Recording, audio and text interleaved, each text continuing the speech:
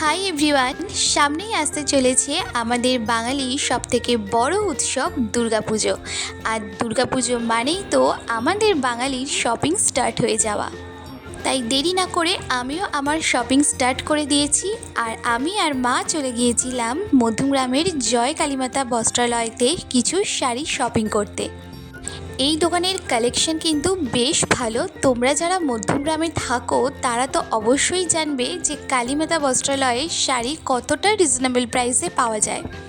প্রত্যেকটা শাড়িই ছিল ভীষণই চয়েসেবল।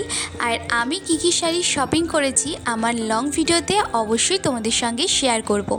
আচ্ছা, তোমরা কারা কারা পুজোর শপিং স্টার্ট করে দিয়েছো আমাকে কিন্তু অবশ্যই কমেন্টে জানিও। শপিং কমপ্লিট করে ফেরার পথে শুরু হয়ে যায় মুষলধারে বৃষ্টি। কী আর করা যাবে, বৃষ্টির জন্য তো আর শপিং বন্ধ থাকবে না বলো।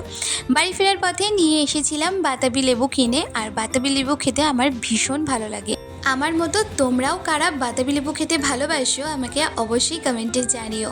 চলো আজকের মতো এই পর্যন্তই, নেক্সট ভিডিওয়ে দেখা হচ্ছে। সবাই ভালো থেকো, টাটা।